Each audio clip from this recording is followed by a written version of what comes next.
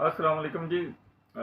Social media पर जो कराची में एक्सीडेंट हुआ था जिसमें एक मोहतरमा जो गुल अहमद की फैमिली से तल्लुक़ रखती थी, ताशा दानिश, कहा जा रहा है जी उनको क्या होगा, क्या सज़ा होगी।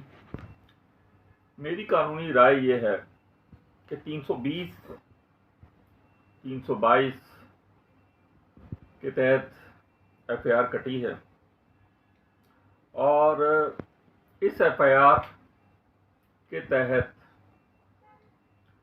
मोहतरमा को सजाए मौत नहीं हो सकती।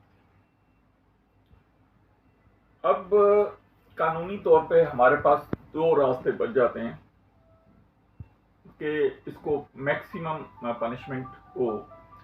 वो एक ये है कि आप प्राइवेट कंप्लेंट उसके लवाकिन फाइल कर दें 302 में,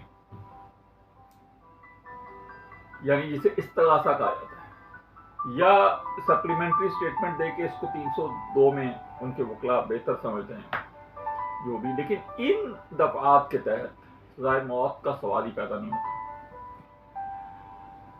लवाकिन के पास सप्लीमेंट्री स्टेटमेंट, ज़मीनी भी जिसे कहा जाता है, उसके तहत उस FIR के अंदर एडिशन करवा सकते हैं, केस कमज़ोर हो जाएगा, या प्राइवेट कंप्लेंट 302 के तहत फाइल कर सकते हैं।